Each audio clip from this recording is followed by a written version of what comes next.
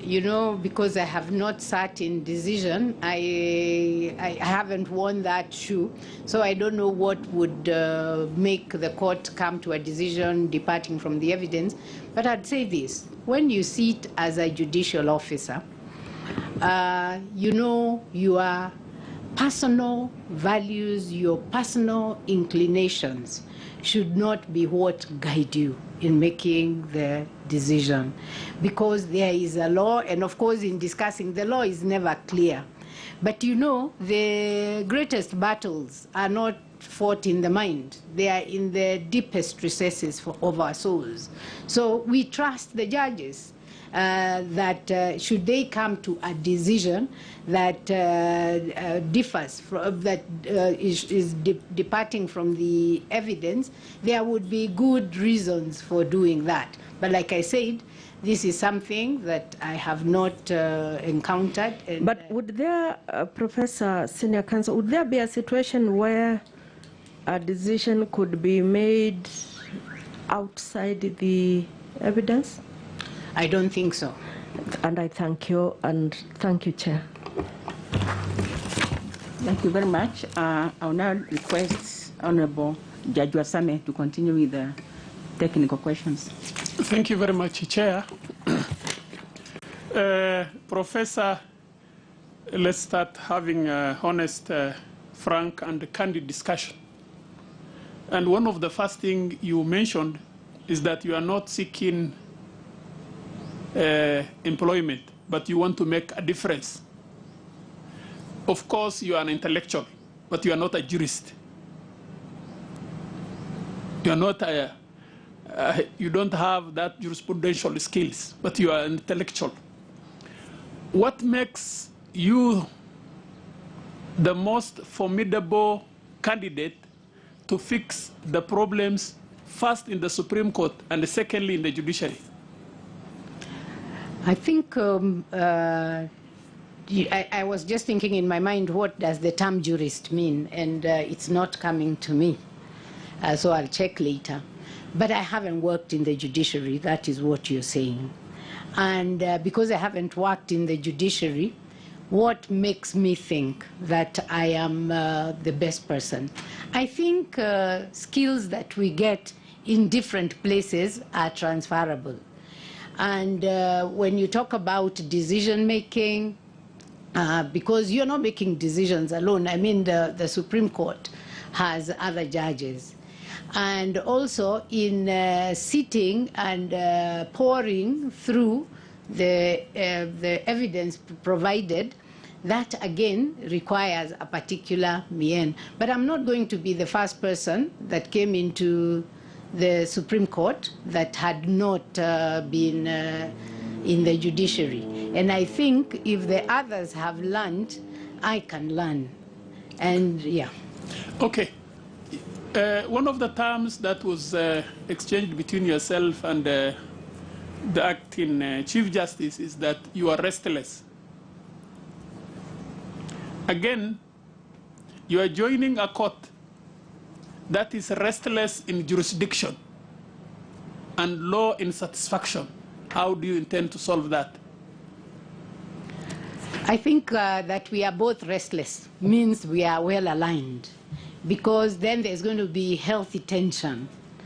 And the healthy tension, I think, is in, like I was, when I was responding to the Chief Justice's question, I said that it is going to be important to encourage members of the Supreme Court to use their individual minds and pens, even as we get, before we get to discussing the issue, so that we are able to move the jurisprudence of the court to the next level. Okay. I will read you a quote from one of the cases decided by the Supreme Court, and in the case of the Senate, and another was the Attorney General, and 4 others. This is what the Supreme Court said, and I want you to comment. The Supreme Court has a near limitless and substantially elastic interpretive power that goes beyond the minds of the framers of the Constitution. I want you to comment. on the last part, which says that goes beyond the minds of the framers of the Constitution. And do you agree? I don't agree. I don't agree because, again, the principle that when issues are brought, they must come to an end, and you cannot have the reason that you're talking about appellate jurisdiction of the Supreme Court is that there is distillation, and you don't want it reopening things that have already been discussed by courts below. So how do you intend to solve this problem of the Supreme Court, which I call restless jurisdiction, now saying they want to even go beyond the minds of the framers of the Constitution in getting or in acquiring jurisdiction? How do you intend to solve as the president of that court? I think one of the things we could do is to have a reflection. You know, I've been talking about the 10 years. I think that reflection is also going to cover those kinds of issues and how those issues affect the perception of the judiciary and of the Supreme Court by the common person. Okay. Let's go to the FIDA 2011 case, which you remember. What was the ratio in that case? And has the situation changed? You know, there have been many FIDA cases. Is this one on the appointment of Supreme Court judges? Yes. I think the court was struggling with a very new principle of, I think it's Article 27(8), when you're talking about not more than 2/3 members of the same gender. And I think the decision was that you need not go to mathematical prescriptions, that you need to ensure that the court has the face of Kenya, has gender, and therefore is representative of Kenyans. I don't want to pronounce myself on this because should I become the Chief Justice and it comes in, I'm sure that that is where people are going to hit me from, because they'll say you've already. Of course, I've written about it, but I don't want to express myself here on that issue. In terms of appointive positions, is it your view that when we are considering the 2/3, 1/3 gender rule, we direct our mind to the specific court or to the judiciary as a whole? Because it talks about appointive. You know, that is an argument, Honorable Commissioner, that people have been pushing, that you look at the whole. But I think it talks about each specific court, because if you look at the whole court, you may get to a situation where, and that's likely to happen for the underrepresented and marginalized groups, where they make the bulk of the lower echelons, but they never make it to the higher echelon. So I would say it is for each level. Okay, now let's come to the value and place of advisory opinion and whether it is binding and enforceable. I think when people come to ask for advisory opinions, it is because they are dealing with tractable issues. And many of the ones that have come have actually been followed to the letter. So I would say it is, they've been followed not to the letter. So if there is a failure, like with the gender one, where there was the provision that I think the court held that there should be a particular mechanism by a particular date, and that date has eluded us.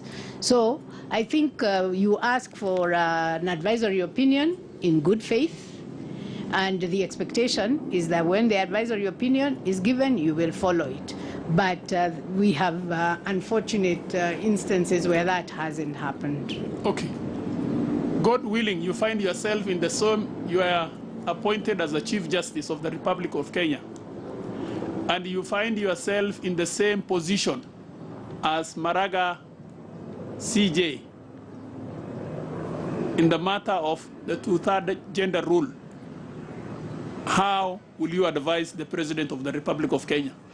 That is a live question, Judge. It's not a fair question, because it is an issue that is in court. There are people who are arguing that this shouldn't happen. I think we should say that Justice Maraga did his duty under Article 261(7), and the jury is still out. So we will see how this is finalized. Okay. What is your gut solution to solve this problem of the two-third gender rule? You know, when you ask me of a gut, I am a thinker. Yes. So I don't have a gut solution, because I know the two-third gender rule, if the first advisory given was that meet that two-third gender rule, it would have been met. But now we've opened up spaces for discussions, and those discussions are even now how do you meet discussed. that? How do you meet that? Give us solution. Today, sitting as Professor. I cannot meet it. If I could and I had the power, I would have done it. Because you see, you need to deal with the processes that bring out leaders. So one of the ways in which this is done is through quotas. You give quotas. So you say that if you don't have enough persons to meet to ensure that the two-third gender rule is met, then you will top up. And this is what has been the case with the county assemblies under the Constitution. And I think also with the National Assembly, the provision for the 47 county women seats was also a measure. So affirmative action. And you see, my problem, I think, is that we get into affirmative action shabbily.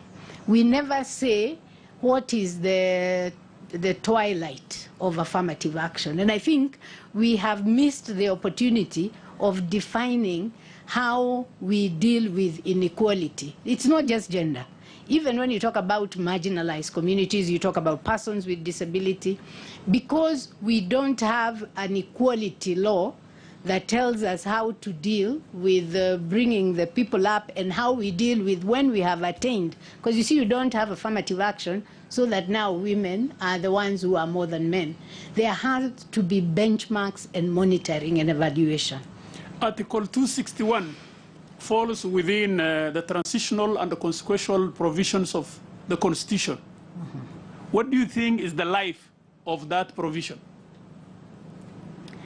I think the life of the provision would have been anticipated. It should have been not one that lasts forever, but it is there. And there was no twilight for it. So that, I think, is why Chief Justice Emeritus went to it. This is the 11th year of the Constitution, and it is still a provision in the Constitution. Okay. Let's come to disobedience of court orders. What measures would you propose to ensure that all and sundry obey court orders and we are all subject to the rule of law? Radical measures. For example, will you keep a black book in your office to register anybody who disobeys court order? You know, the issue of what you do with people who disobey court orders is really a vast one, because you see, once a decision is made and then you've given the orders, there will be parties that follow up the enforcement of those orders.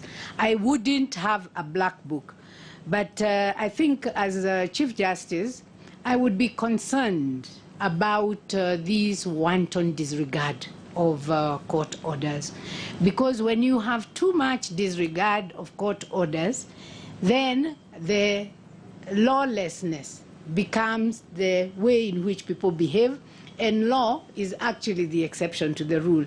So I would actually talk to the different arms of government about all of us working in concert to ensure that the rule of law is abided by everybody, because failure to abide by the rule of law doesn't hurt just one institution, it hurts the whole country. There is an issue of concern to the citizens of this republic, the issue of backlog, delayed judgments, lack of getting hearing dates. How do you intend to solve those problems? I think one of the things now that we have, there is COVID-19, this for me is a silver lining, because if we ensured that the courts that hear matters virtually are able to produce the outcomes quickly. And you know, I'll give an example. When you use Teams or you use Zoom or even Blue Jeans or others, you can actually record.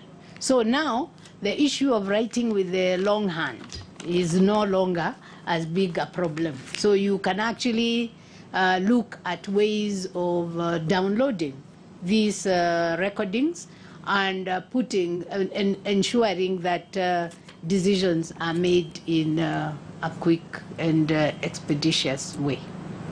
Okay, and lastly for me, Professor, what is your solution or proposal to resolve the dilemma of the 41 judges? I would be talking to the President. You see, now as the head of the one arm of government, as the Chief Justice, I would approach the President to get this matter unstuck, because it is not a good thing that it has remained that way. And you see, even in getting it unstuck, he's also listening to what are these concerns. And because the decision has already been made, how do we ensure that we get these judges appointed? Thank you very much, Professor. I wish you well. Thank you, Chair. Thank you, Judge Wasame. Professor, we asked you for sample writings, you remember, and you submitted. So I'll request Commissioner Judge Majaja to take you through that.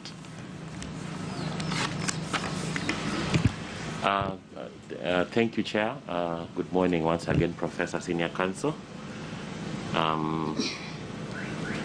You submitted 5 writings, sample writings. Of course, being the professor and my teacher, it's you're putting me in that situation where I have to engage with my teacher and professor on the sample writings. But I think your scholarship and writings are of very high standard and quality, and no one can dispute that. They exhibit interdisciplinary comparative approaches to issues dealing with contemporary legal problems. And also, it is, I must observe that some of the writings actually deal with the issues in the judiciary. But instead of going through them, I think I'll just follow up first from where my colleagues left. You have been in academia for very long, and one of the things that troubles those of us who have interacted with other judiciaries is that the academia has not supported jurisprudential development in the judiciary, the academia which we are part of. We have been 10 years post-constitution, yet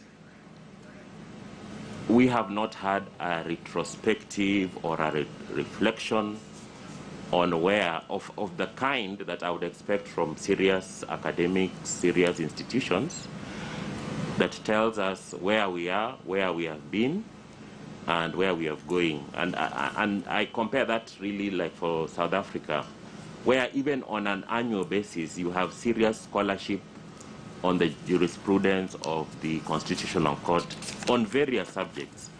So as part of, and this is in the Supreme Court strategic plan, this issue of knowledge management, enhanced jurisdiction, and creating partnerships. What is it that will bring to bridge this serious gap? Thank you very much, Commissioner. I think it's a very serious indictment to say that we have not had academics query and interrogate issues. For me, I find writing therapeutic. So when something really disturbs me, I write about it. And I would say that maybe this is happening. People are writing about different judgments, but there is no cohesion and no organized way of doing it. What I will bring to this space is the fact that I have linkages with the academy. I mean, like I keep saying that the academy in Kenya is, I can't say that there's a problem with it without owning it. So if Commissioner Majaja says we are not doing good work, then what I have to do as Chief Justice, and I've thought actually about that, is to establish ways of following trends in jurisprudence. And that would go to the question that I think it was the Chief Justice that was asking, and also Commissioner Judge Walsame, this whole issue of jurisprudence. We need to begin tracking what are the trends. And it's not just at the Supreme Court. I think even in the Court of Appeal, even in the High Court, we need to utilize the Judicial Training Institute and partner with institutions, academic institutions, to begin this introspective look. And I think 10 years is a good time. Yes, thank you, and I look forward to that. And correct me if I'm wrong, in many of your writings, there's a writing there on constitutions as pathways to gender equality in plural legal contexts.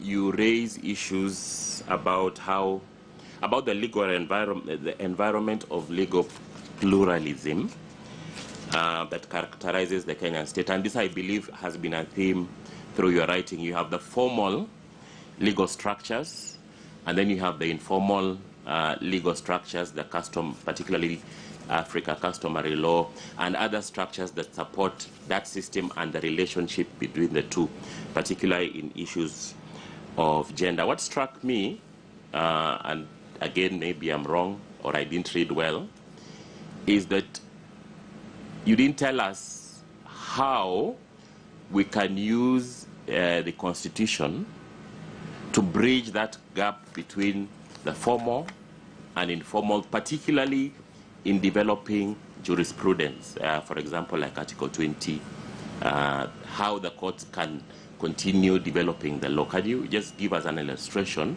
of how this Constitution we have can be used to transform what to proceed with the decolonization project, for example? I think in terms of the formal, informal, if you look at the jurisdiction of the court, I mean the power of the court, there is also mention of alternative dispute resolution, traditional dispute resolution, alternative justice systems. Because of the fact that I've done a lot of work, especially on the ground with women, it is very difficult to say you can use the Constitution in this one way. Because constitutions are pathways, because they will stop actions. You know, Constitution has power. So if you say, and this is the one I was talking about, the advisory on gender, if the Supreme Court had said, you cannot have those elections if we will not meet the two-thirds agenda, that would have been achieved. But when you're dealing with norms of customary law, which have, because you know they are not written, they are living and dynamic. So sometimes somebody is telling you about what the customary law is, and they are interpreting it as they go. It's the Constitution can help by, and I think the judiciary, by picking a number of spaces where these informal systems really are, and looking at how can we use the Constitution to actually bring it up. And if we don't do that, because 90% of disputes are solved outside the formal courts. Yes, and we've made attempts, for example, to deal with some of the cultural problems we have, and a good example that has given a lot of debate. For example, I think it is accepted that having sexual intercourse with anybody under 18 is not something, as a society, we should condone. And that's why we have very strict defilement laws. And the criminal law system then moves very hard against that kind of behavior. On the other hand, you have domestic violence. Domestic violence very prevalent, and I'm sure even with this COVID, we have begun to realize that it is a bigger problem. In 2015, Parliament enacted the Protection Against Domestic Violence Act, and I'm sure you recall it. A very simple, straightforward process. If you are involved in domestic violence and you don't have to be a wife or a spouse, it covers the children, it covers a myriad of situations, wider than what we think. But in my own research, I have not found any case where this statute has been invoked by anyone. How do you explain that kind of a situation, and how, as a Chief Justice who is concerned about the broader issues of justice, you'll be the head of NCAJ, how do we deal with those kind of issues? Thank you very much. I think the issue of having a Protection Against Domestic Violence Act will go to the context in which the violence is occurring. And domestic violence occurs within the family. And you see, even international conventions, like the Convention on the Elimination of All Forms of Discrimination Against Women, shows that dealing with infractions that happen in the family is difficult. You know, the family is at one time protective, and then at the other point, it is where you suffer most. So you can actually have a law that even accessing it, I mean, the person leaves the family to go and access this law. Where will they go back? Because there is no shielding of the person from the fallout. So in essence, I think we need to work with other justice sector actors, both state and non-state. Because you see, like with COVID-19, when people talk about when you see the statistics, you panic. It is not normal that girls who should be pregnant taking exams, but it has presented. And it may be domestic violence, maybe not domestic violence. So how do we deal with the societal issues? Okay. Yeah. Thank you. Now, going back to the court and following up from what my colleague, the Deputy Chief Justice, talked about, and you answered, you said that you are a very dominant person. And I'm sure dominant, by the way, justified because of your intellectual heft. One of the criticisms of, whether it's right or wrong, I don't know, that the Supreme Court has faced is that we do not, they write a single judgment. You've heard of that criticism? Yes, yes. We are not able to gauge the intellectual position, ideological position of each individual judge and what we bring to your table. And one of the fears is we have you, professor, coming in, going to that court and being absorbed in the ship mentality of writing joint judgments. How can you talk about that? Thank you very much. I think when I was answering the question by the Chief Justice, I said that I will encourage judges to use their mind and pen to put out what would be what they are finding. And that, I think, is the approach that was taken by the first constitutional court in South Africa, that even if you are agreeing, let us see you are agreeing on what basis? And I think it's a very harsh judgment that you're saying ship mentality. No, I'm just giving, you see, I'm putting to you what the critics say. Yeah. Yes. But you see, I will be the Chief Justice. Yes. So now you are reacting to that criticism. So as the Chief Justice,